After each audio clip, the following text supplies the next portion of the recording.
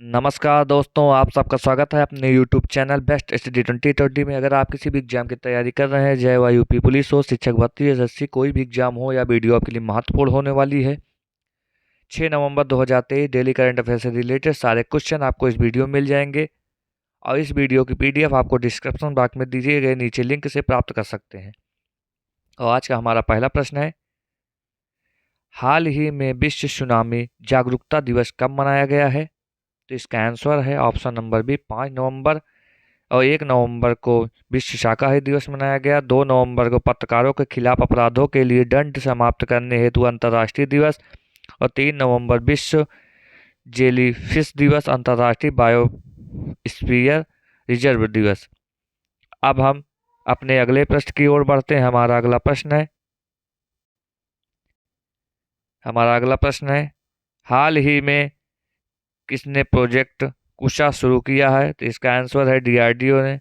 अब हम अपने अगले प्रश्न की ओर बढ़ते हैं। हमारा अगला प्रश्न है, हाल ही में किस राज्य में डॉक्टर पुनीत राजकुमार हृदय ज्योति योजना शुरू की गई है? तो इसका आंसर है कर्नाटक।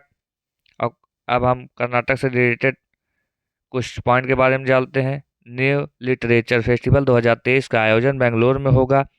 भारत के पहले भूमिगत ट्रांसफार्मर का उद्घाटन बेंगलुरु में किया गया। कर्नाटक सरकार ने गृहलक्ष्मी योजना शुरू की है। कर्नाटक सरकार यानी ईपी 2020 को खत्म करने की नई शिक्षा नीति बनाएगी। भारत के पहले 3D मुद्रित डाकघर का उद्घाटन बेंगलुरु में किया गया। और इंडिया स्टार्टअप फेस्टिवल 2023 बेंगलुरु में शुरू हुआ। और कर्नाटक में हाथियों की संख्या में रिकॉर्ड वृद्धि हुई है। अब हम अपने अगले प्रश्न की ओर बढ़ते हैं। हमारा अगला प्रश्न है, हाल ही में भारत किस देश से S-400 मिसाइल स्क्वाड्रन खरीदा है? तो इसका आंसर है रूस। और रूस ने परमाणु ऊर्जा वाली महाशक्तिशाली मिसाइल 7 बनाई। रूस 2024 में अपने रक्षा खर्च को 70% तक बढ़ाया। रूस इस्लामिक बैंकिंग शुरू करेगा। रूस ने लूना 25 अंतरिक्ष यान चंद्रमा से टकराकर दुर्घटनाग्रस्त हो गया है। रूस ने लिंग परिवर्तन और ट्रांसजेंडर विवाह पर प्रतिबंध लगाया है। आरबीआई ने रुद्र के सेबर बैंक में बेंगलुरु ने आईटी यूनिट स्थापित करने के लिए अनुमति दी। अब हम अपने अगले प्रश्न की ओर बढ़ते हैं। हमारा अगला प्रश्न है, हाल ही में किसे सीबीआई ने संयुक्त निदेशक के रूप में नियुक्त किया है? तो इसका आंसर है प्रवीण मधुकर को। और सशस्त्र बल न्याय अधिकारी के अध्यक्ष के रूप में राजेंद्र मेमन को नियुक्त किया गया। डब्ल्यूएचओ ने अपने टीवी सलाहकार समूह से शारंग देव को नियुक्त किया। कोटक महिंद्रा बैंक के एमडी और सीईओ के रूप में अशोक वासवानी को नियुक्त किया गया है। आईआरसीटीसी के सीएमडी संजय कुमार जैन को नियुक्त किया गया। राजस्थान रॉयल्स के सहायक को सेनवान बने हैं। अब हम अपने अगले प्रश्न की ओर बढ़ते हैं। हमारा अगला प्रश्न है, हाल ही में किस देश ने चीन के वेल एंड रोड इनिशिएटिव से बाहर निकलने की घोषणा की? तो फिलीपींस। अब हम अगले प्रश्न की ओर बढ़ते हैं। हाल ही में प्रशासनिक और बजटीय प्रश्नों पर संयुक्त राष्ट्र सलाहकार समिति में सेवक देने के लिए किसे चुना गया? तो इसका आंसर है सुरेंद्र आधाना को। अब हम अगले प्रश्न की ओर बढ़ते हैं। हाल ही में वनडे विश्व कप में 4 शतक लगाने वाले दुनिया के तीसरे क्रिकेटर कौन बने हैं? तो इसका आंसर है क्विंटन डिकॉक। क्रिकेटर से जुड़े बैजबॉल शब्द को कोलिंस डिक्शनरी में जोड़ा गया। वनडे क्रिकेट में सबसे तेज 100 विकेट लेने वाले गेंदबाज शाहीन अफरीदी बने हैं।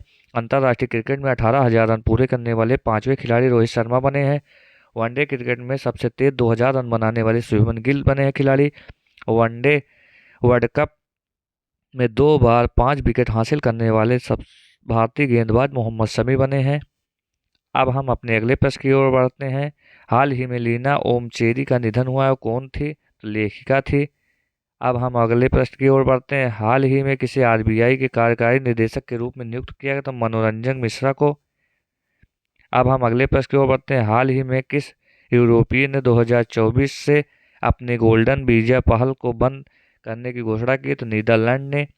अब हम अगले प्रश्न की ओर बढ़ते हैं। हाल ही में किस राज्य ने पारुमला पेरुनल उत्सव मनाया गया? तो इसका आंसर है केरल में। सभी जिलों में हॉलमार्किंग केंद्र का पहला राज्य केरल बना है।